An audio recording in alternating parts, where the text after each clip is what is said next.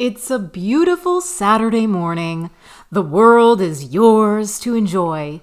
You create a perfect plan to go on a nice hike with the family. You've scouted out the route. You have snacks for the summit or the lookout, or along the way if necessary. And you have what seems like plenty of water. You know that it's feasible and worthwhile for everyone in the family. Then you tell the kids about your glorious plan. The oldest is grumpy because he has other plans for how to spend his day. The middle child is saving his discontent for the trail. And we are just hoping the youngest doesn't catch any of their bad attitudes at all. We are Red Weather Christians. I'm Jen. I'm Steve. And we are expats living in Spain, trying to restore faith in humanity one story at a time. On this season of Red Weather Christians, we'll be highlighting the feel-good stories that make us smile and remind us of the good in humanity. We hope that as you listen, you become more mindful of the good, and that if you don't see it, you do it. Or you be it. So if you're a parent, you've been there. You have the perfect day planned. And really, it's planned mostly for the kids, with them in mind. You really try as a parent to plan a day that's not going to be totally miserable for us. And to do that, you have to plan something that you think the kids are going to enjoy. Yeah. And if you're not a parent, but you might be thinking about becoming a parent, listen up. Why bother? It sounds terrible. In many ways it is. But we are choosing to look at the good today. Yes, well, the whole season we're trying to cheer the good. But if you listen to our last episode, we want to take any of the bad and learn from it too. We don't want to just dismiss it. As someone wise once said about being parents, having kids, the days are long, but the years are short. And so we are trying to focus on the good things and not fixate on the bad because it's easy to do. An example of that is we have these beautiful, wonderful pictures and memories of our trip to Mackinac Island. I'm talking the water was the most gorgeous color, turquoise. It was sparkling. It looked like we were somewhere tropical, but we were just in Michigan. And it was warm, but not too hot. Well, it was a perfect day. Yeah, sunny. But a few beautiful puffy white clouds. The water wasn't rough, so the ferry ride was tolerable. No one got sick. Now that in itself is a miracle for me and for my poor firstborn who takes after his mommy. Oh. And as we look back, we're like, oh man, that was so great. We should do that again. Yes, we have such fond memories of Mackinac Island. It was just such a wonderful day. And yet, if we really start thinking back to that day. Furrow your brow. Furrowing my brow. I am furrowing my brow right now. That's what I see. Yes, I'm trying. I definitely remember complaining, whining, being grumpy. You remember doing that? No, the kids. I was perfect. I was positive and smiling and in a happy mood the whole time. No, one of our kids was having trouble biking. Like it was too hard. He was tired. Fun fact, Mackinac Island is bikes and horses and pedestrians only. Yeah, no cars. There are no cars. Nothing motorized or? Not really, no. Nothing motorized. There are a couple of work vehicles somewhere, but it's minimal. I mean, yeah. You don't see them. People aren't golf carting around the island or anything. Like it is walking.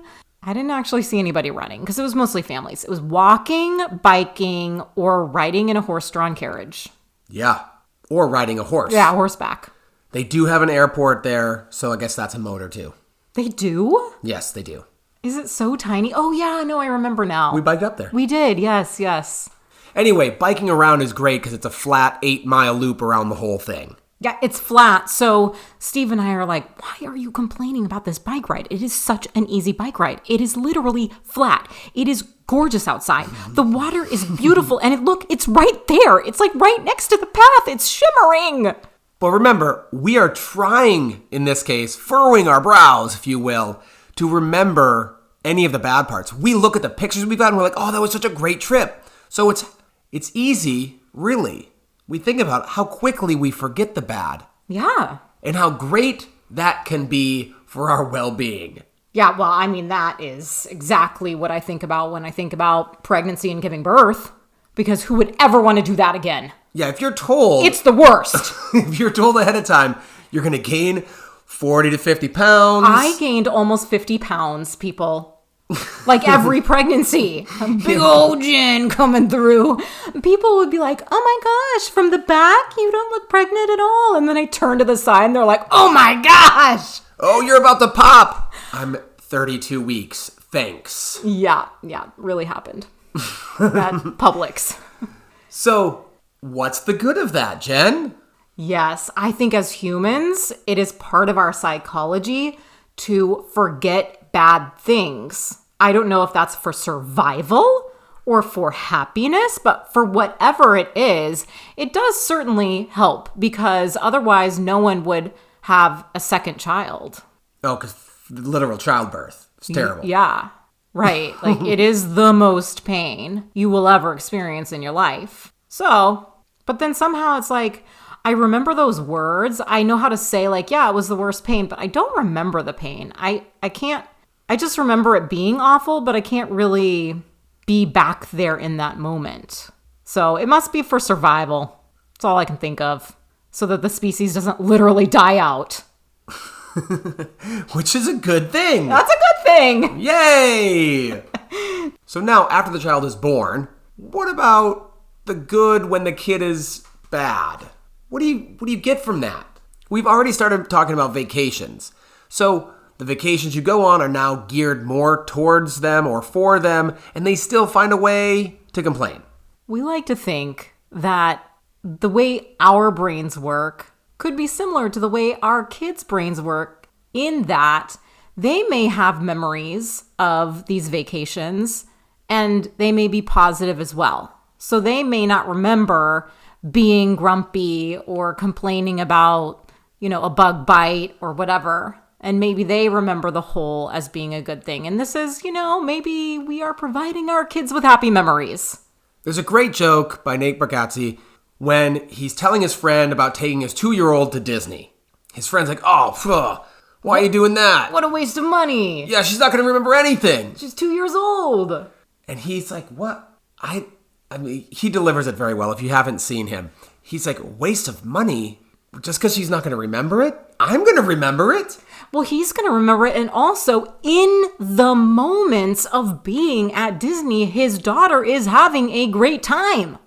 She may not have memory of that, but in the present moment, he gets to enjoy watching her enjoy her time. I mean, that's something. Right, so he goes on, he's like, what do you think I should do? Should I just put her in a closet until she's 5? Oh, she's not going to remember it, and I'm wasting money on everything else, so... Of course, go straight to the extreme. But the point is to appreciate seeing your kids enjoy these moments, even if maybe they won't remember them. I mean, come on. We can reconstruct their memories anyway with all the trillions of photos we take of them. Yes, but I was just talking to Memphis. He's our youngest, and he has no recollection, does not even believe that we lived in Florida. At all, ever.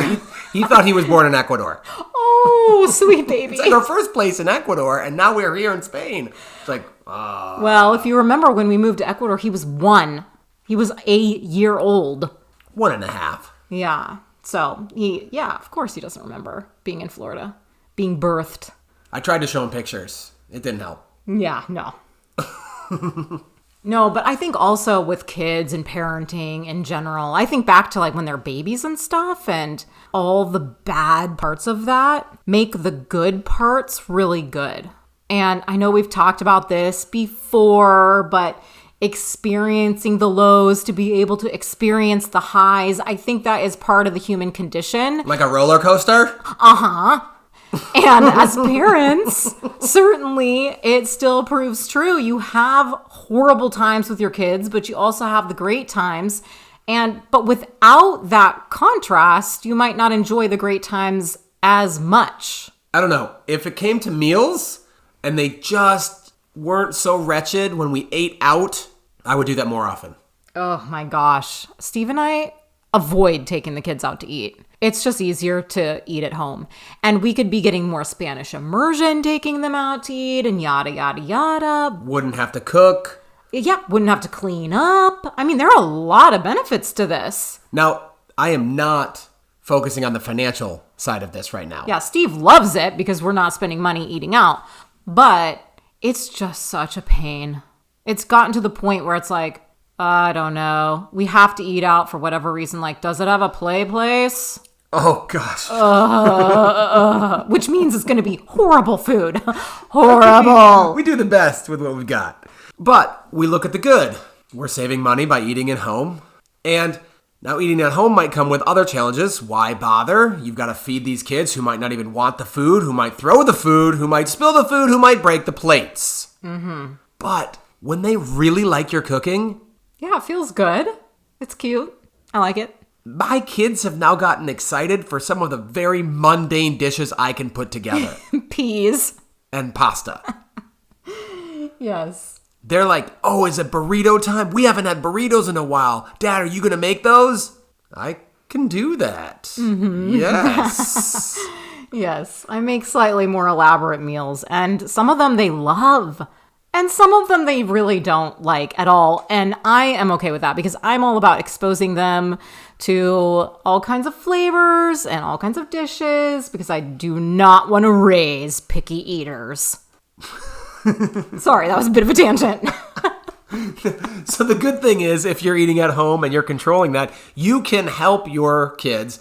I know that there are lots of other things, that variables you can't control in their lives and their minds, but you can help them develop taste buds, help them develop flavors and all the things of all different worlds, different cultures. What he's trying to say is that every day on Memphis's agenda book, he gets a G for good. He gets a good on his lunch eating habits every single day. I think he has missed getting a G 2 times the whole year. And he came home sick those days. Yeah, and that was when he was sick. So, our kids eat. Mm-hmm. Eating is a good thing. Now, we also have a different thing that, if you're a parent, you understand this can be difficult, stressful, when really it should be that peaceful time when you settle down and go to sleep. Well, here's the thing that's so frustrating. We let them watch a few minutes of movie before we do the bedtime routine because they like calm down. They're sitting on the couch. They're doing something they really enjoy. They have turned off their brains. They're just relaxing. And then it's normally we try to have them totally ready for bed. So teeth are already brushed. Pajamas are on. So that when they turn off the movie, they go straight to bed in this calm state.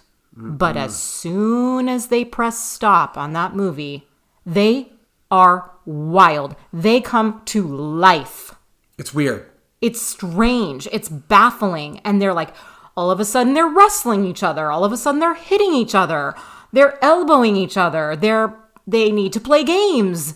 All the things. And we're like, wait, you were just calm. So what's the good in this, Steve? No, I don't know if there's any good from that, except that they eventually do fall asleep, which is very often cute and yes, eventually... Oh, wait, maybe it makes us appreciate when they're asleep more. Maybe that's the good thing. It's like, this was a struggle, now they're asleep. Yes! Sleep is good. Bedtime routines can be difficult. And we have long bedtime routines. Like, it's reading books, multiple books with them. It's talking about their day. It's saying prayers. Sometimes it's listening. After that, it's listening to a little bit more audiobook. And it's lying down in the bed with them for several minutes. I mean, I'm in with Shade for at least, probably half an hour for that routine. Yeah, and we've mentioned before in Life in the Slow Lane, that is a good thing to be able to be with your kid, to share that experience and just slow down and like it. It's hard when that routine is difficult. Yes. Like, you think you have a routine. Mm-hmm. And... Well, kids are like the ultimate variables, I think. It's like, all right, we've got this down pat. We've got the equation all set. And then it's like, whoop, here comes the variable, changes everything. What's happening? Nobody knows. But we think that when they look back on their childhood, they will fondly remember bedtime routine with mom and dad.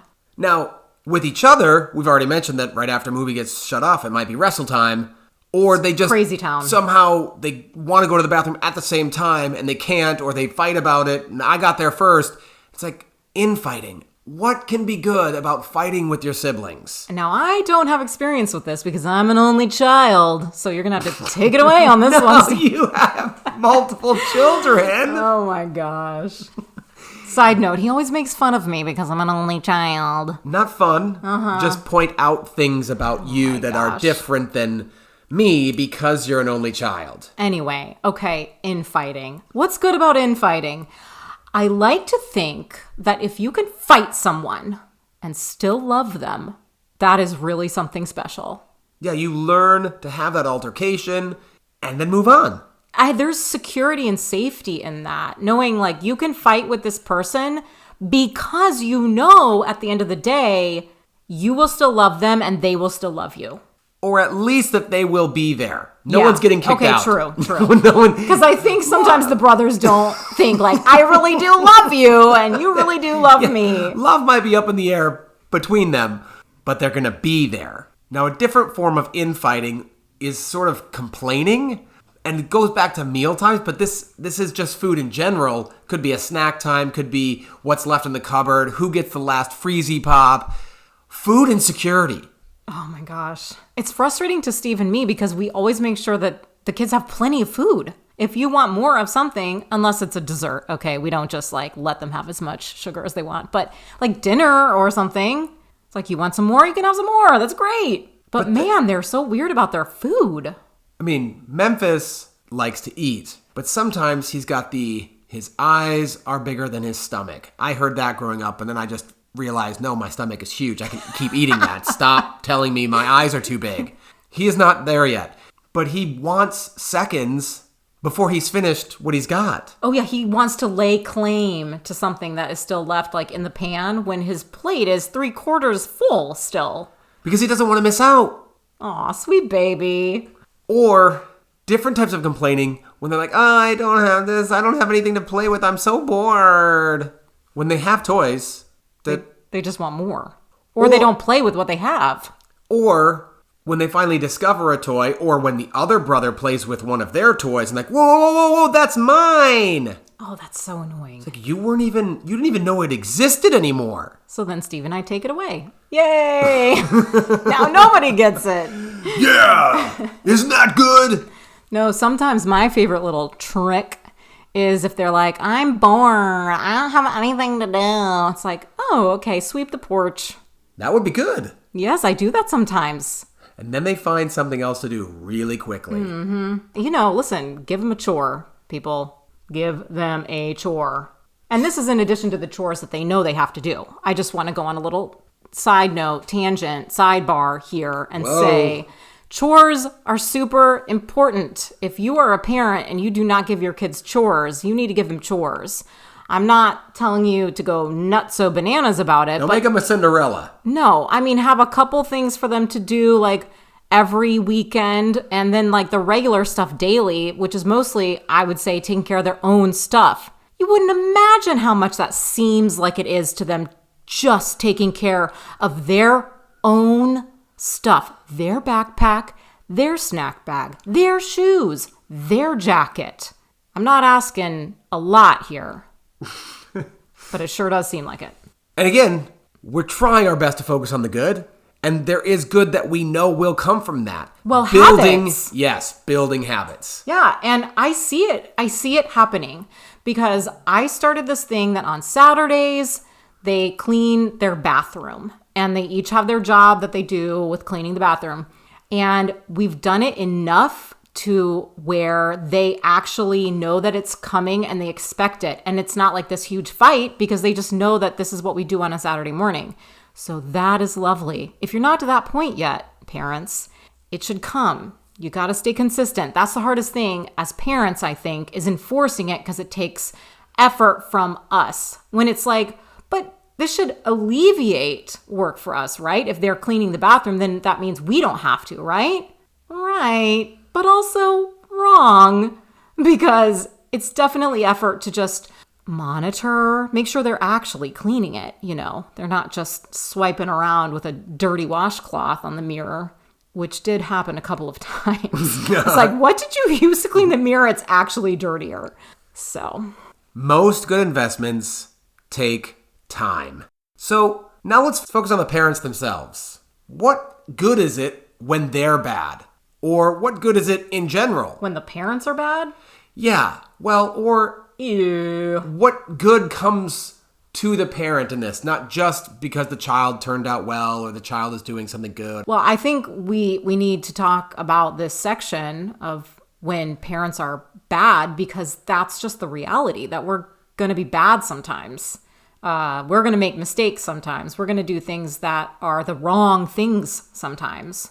Right, so one of our kids really he likes to yell, but he really doesn't like to be yelled at. Yeah, he's very sensitive. While I'm not advocating for yelling in general, it happens. To the best of us. With the best of intentions. Jen, you reserve the right to yell. For safety.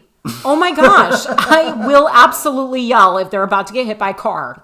You best believe. And they get mad at me sometimes. They're like, Mommy, you yelled. I'm like, you better believe I yelled. If it's for your safety, I'm allowed to yell. Or I just cry. That happens too. That is true. It happened. We might have talked about this, but when we were on the hike, one of the glorious hikes, they were joking around and getting close to the edge, and I wasn't having it. Yelling at that point wasn't going to do it. I didn't want to yell because I didn't want to startle them. I was actually So I just started crying. I was there with them by the edge, and it looked like a drop off, but it was like a 3-foot drop. So even if you fell, it was nothing. Mm-hmm. And Jen was losing it. Mm-hmm. we were kind of laughing, but then she got all teary, and it wasn't funny anymore. Mm-hmm. I'm sorry that I love and care about my children. We have a great picture right after that with her and the boys, and sure, the look on her face is just mad. Scowling. Just like, I am done with this picture. I am done with this hike. But another thing that I think could be good for our kids from yelling, not that I want to yell, but that if they encounter yelling some other place in their life. Because they probably will. We live in a world where people yell. That they won't be so taken aback. Because they're used to it from mommy and daddy. Well, oh, this feels like home. That's not exactly where I was going with it. But that they might be better prepared to handle it. And also that yelling, because they do know we love them, can come from a place of love. Yeah. Again, not advocating for yelling. We try our best not to yell. We do. No, but sometimes. Yeah. So when you think you're being a bad parent and all you can do is survive or help the kid survive. You feed, clothe, bathe, and make sure they sleep under a roof. You might think that's not good enough. Yeah. We want to say, yes, that is step 1, survival. The hierarchy of needs right there. Lower level, basic needs met. Get it done. Yes. Because doing the minimum is still doing something. Well, you got to start somewhere. I love Kurt Vonnegut's quote. He says, a husband, a wife, and some kids is not a family. It's a terribly vulnerable survival unit. Yeah. So when you think you might be bad because all you're doing is helping your kids survive at this point, for whatever reason, whether it's work or other stress or family stress outside of your nuclear family, they're alive. Yes. And I bet you can still give them a hug and say, I love you. And those are good things. Focus on that good, not what you're lacking that day or week or month. So you could think this is bad parenting if you are in survival mode and their babysitter is the screen. I mean, we've used the screen babysitter and we weren't in survival mode. Was that good? I don't know. Trick question. We've actually used the screen as a babysitter to record some episodes. Yeah, that's true. We mentioned that. We mentioned that before. I remember now. I mean, gotta pump those episodes out, man. That's right. We're trying. They're in school right now. It's okay. Yeah. Screen time, I feel like, is the debate of this parenting generation. How much is okay? How much is too much? Should they be on a screen ever at all? When to get a phone. Oh, gosh. We're not there yet. No. We're going to hold out on that. And their first phone, you better believe, is going to be some kind of dumb phone, flip phone. It's going to be one of our old ones. It will have call and text. I hope that will be it. Anyway. So if you are expecting us to tell you like, well, here's what we've done this research and here's the right amount of screen time, we're not. We're just going to say that screen time definitely happens in our house and we don't make a big deal about it. We try to limit it and we try to make sure that the kids have outdoor time and just try our best. And we remind them that the screen is a privilege. Video games are a privilege. Movies are a privilege. And those can be taken away. But I do like playing video games with my boys. This is who I married. Video games were absolutely not allowed in my house. And then I marry a man who likes video games. It's crazy. So rather than focus on the good that could come from the bad from kids, we're going to just shift and talk about the biological insurance policy that they are. Whoa. What? Part of you, Jen, will likely survive after you're dead and gone. I am immortal, is what you're telling me? Because I have kids? My bloodline? Would not necessarily go that far, but okay. If they keep having kids, my bloodline will never die. Yeah. But investing in them well invests in your own future geriatric stage of well-being. Like they will hopefully take care of you. Oh, goodness. We see that here. Yeah. In Spain specifically. And obviously, parents get to live vicariously through their children. But what I mean by that is they get to see and live life again. Oh, completely. Like reset. Because when you have a baby, it's like they're discovering everything and you're watching them. Because let's face it, what do we do with our newborns? We look at them. We look at them a lot. Or at least that's what I did, and breastfeed. And so we see them discovering things, and it's miraculous to us. And sometimes really funny. Yes. Or when they learn to eat, and they're trying to, like, pick up one little pea and put it to their mouth, or they're falling asleep while they eat. Just all the funny things. So we have record of our boys doing funny things when they're little. And it's like Asher is in the background of one of Jen's videos about bread making. Oh, yeah. Because I went through this phase of, well, I still do sourdough, but I was like, Steve, video me. I'm going to put some videos on YouTube. And maybe linked in the show notes. And so, hey, yes, get those views up. I think one of them has like 2,000 views or something, like 2K. Whoa. 2.4K. I don't know, making things up. This one video of me like putting bread into the oven, and then you hear Asher in the background complaining, basically. He's like, Mommy, I want muffins. And then I'm like, no, Mommy's making bread. He's like, no, I want muffins. And it's just this cute, funny, random audio clip that we managed to capture. We don't know why he wanted muffins, other than muffins are good. Muffins? I like muffins. Like, are you putting something into the oven? Is it muffins? Because I like muffins. And so, these are just fun things. Shades. This giant loaf of bread that I'm putting into the oven, and he's asking about muffins. Shades' most memorable clip right now from when he was little. Oh, my gosh. Okay, so Steve can't even contain himself right now.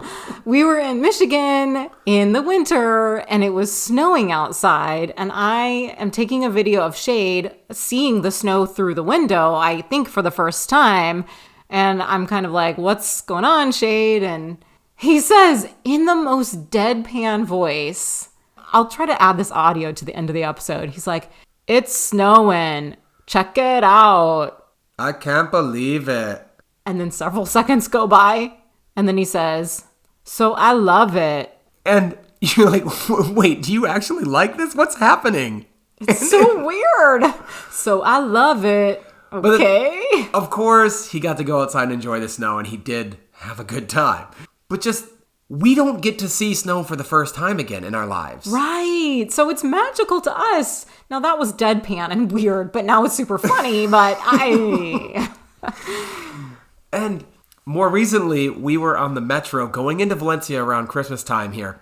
And we have record of Memphis looking out the window because we're like, hey, just look out the windows. This was before we went underground. So it's like a train ride, basically. He's looking out the window and he sees some Christmas displays in one of the pueblos.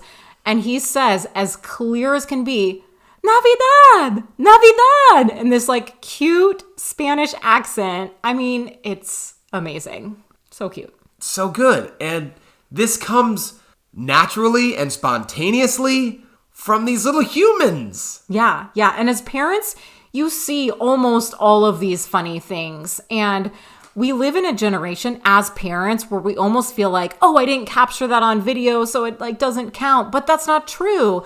We're living it and we're appreciating it and we're laughing at it. And it's great. That's part of what it means to be a parent. That's one of the great things about being a parent. Speaking of parents, there's so much good that comes from other parents when you're a parent. Sometimes they can be very critical, but we're not going to focus on that today. For example, if you have forgotten a diaper or your wet wipes or some other object that you need. Oh, just look for another parent. They're going to have stocked wet wipes and diapers and whatever you need, probably. We just saw this happen in Spain the other day. Like this one mom is like, oh, hey, do you have some wipes? And we know this because we've been there, they've been there, and they have each other's backs. Yeah, it's like this built-in community. You just know, like, isn't that what we teach our kids? If you're ever lost, find a mommy, because that's probably going to be the safest bet. Another thing that can happen, now we're focused on the good here, is those rare moments when you are able to give or receive verbal affirmation when it's in the process, whether that is a good thing happening or you're dealing with a temper tantrum and another parent is seeing what you're doing in your situation. I remember before we had kids, we went with our nephews and my brother and sister-in-law to Great Wolf Lodge. And I mean, I don't know anything about parenting. I'm just watching how they parent and just thinking, wow, they're so great. And I remember telling my sister-in-law, Laura, I was like, I hope to be a similar mom to you. Like, I just love the way you parent, because she was just very calm. She did fun things with her kids, but she just had this cool, calm, collected air about her that I really appreciated. And of course her kids were crazy sometimes, but she never like gave into that herself. She always stayed, at least from what I saw, calm about it. And I just thought that was great. Yeah. So one of our kids had a meltdown when we were just at the grocery store. Trader Joe's was giving the kids a sticker or a lollipop or something at the end. And one of my kids didn't get exactly what he wanted and just lost it. Well, the only thing I could do, because, I mean, I can't just yell. Yelling's not going to do anything in this case. Oh, it just escalates. And especially in a public place, it's like, and let me draw even more attention to this situation. So I just pick him up, I walk out the store, and I sit outside the store, far enough away from the front door that I'm not bothering other customers, or at least not trying to. And there was a dad who came by. Well, before you say that, Steve sat and just held him, just calmly, firmly, because, the boy child was like trying to thrash and have a temper tantrum, meltdown, and Steve was just calmly, firmly holding him, just letting him know like, hey, I'm your dad and I love you and you're safe and I'm here. And this guy said, well done. Aw. Not too many people, or like, he might have said he was an educator or something to that effect. Like, I don't see too many parents willing to just sit and wait it out. Well, because wait it out. That's the thing. It's time. And if you are in a hurry as a parent, that can be detrimental for our kids. I just read an article about this, about how if you are a caregiver who is always rushing the kids, the kids very well will grow up with anxiety, like heightened anxiety, because they just were always had this sense of urgency in a bad way. Like, I'm not fast enough. I need to do more. I need to be faster. And so I struggle with this in the mornings when we're trying to get to school. But I try to kind of stay on top of them step by step so that it doesn't get all the way to the end and we're like not at all ready to go to school. Yeah. And the other rule, I guess, we learned very quickly, if we weren't told it, is to beg, borrow, and steal all advice you can. That was advice that a teacher gave me as a teacher, but I think that it applies very well and actually perfectly to being parents as well.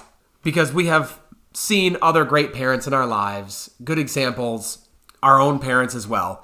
But all that to say, there is nothing in life that will keep you on your toes, never being able to fully predict what you might hear or see or do, than to have another human being living with you full time that has no clue what they're doing except from what you taught them. It provides the best and also the worst mirror you could ever imagine. It's scary sometimes. And doing hard things like that, that's good. We talk about that. That's Yes. a good thing. Yes, and it certainly keeps life interesting. Steve and I are never bored. And also, we learn from other parents and people in general to never rest on your laurels. Because guess what? What worked with one kid doesn't necessarily work with the next kid. Don't even try it. Don't even try it. No, definitely Don't even... try it. Oh my gosh. Gosh. No, I'm just saying, don't assume that your kids are gonna react in the same exact way because they're not little robots of each other. That's all I'm saying. Okay. And we have talked before about getting better in life. Like, you learn and then you do better. And we tell them that we are learning as parents. We are very clear with them. And I think the two older ones can understand what we mean by that when we say, we're parenting you guys for the first time. We've never been parents before, and we are doing our best, and we're making mistakes, but we're trying to remedy them whenever possible. So when we know we made a mistake, say with kid 1, we definitely try to avoid making that same mistake with kid 2 or kid 3. We'll see. Yeah. So are you saying the third one should come out the best? Well, then they have birth order stuff where they're just whatever. They're the third born. They're do everything for me. Well, the baby, I'm the baby. I'm the baby. And yes, they always think that I didn't have to do anything growing up. You got away with everything. I got to do everything earlier, younger. Yeah. Got away with, yeah. There's some more things going into birth order and how your kids turn out too. You know, what I always try to go back to with me as a parent is I ask myself, what are they going to really remember about me? And I tell them I love you a lot, give them a lot of hugs and kisses. I will cuddle with them. I like to believe that they will never have any doubt that I love them. And so that's something that I, as a parent, try to remind myself, well, at least they know I love them. They'll never have any doubt of that. Well, I do things that I remember my mom doing. Good things. And kids remember those things, like you're saying. And we are technically parenting our kids to become parents as well. Because if I remember things my mom did, that was when she was parenting me. Mm-hmm. Coming full circle. They're going to remember these things that we're doing. And while this can be good or bad, we're trying to cheer the good. And we try to take the best from what we had from our parents and instill that into our own parenting. But when you're saying that you do things with your kids that you remember your mom doing with you, you're talking about playing games with them, going and playing ping pong, playing cards.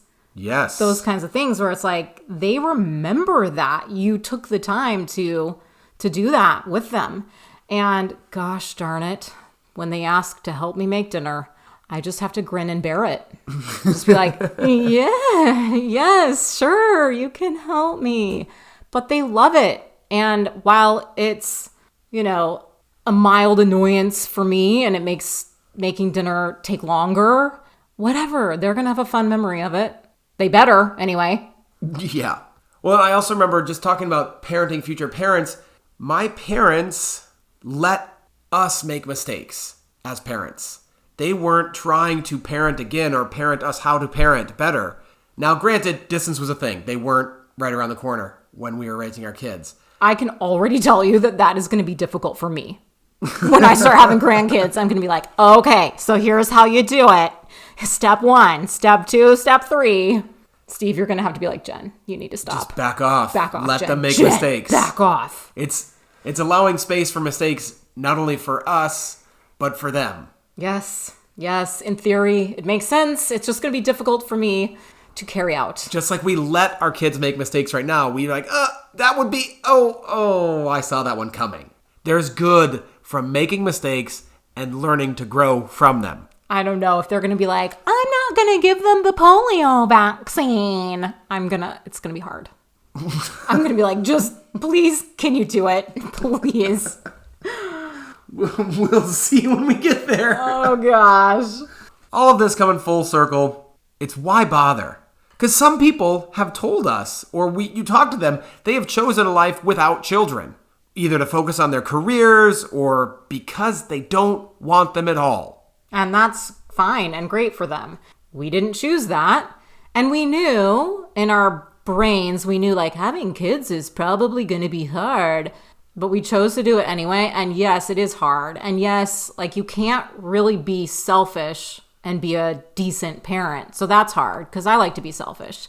But we know that investing good time with them now is going to reap benefits. And it does from day to day too. It's not like, it all sucks now, but it's going to get better later.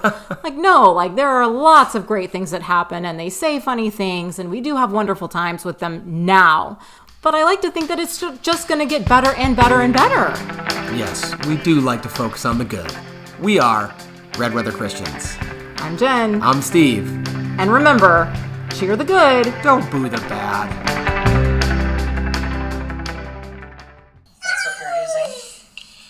I've been preheating the oven for about a half an hour with the pizza stone in it at 500, so the pizza stone gets really, really hot. Can I have a muffin?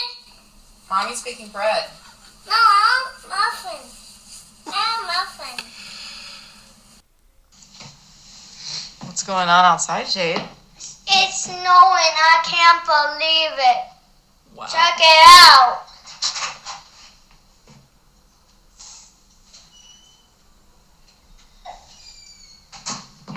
So I love it.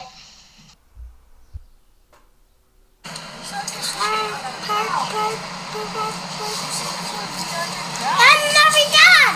Never done.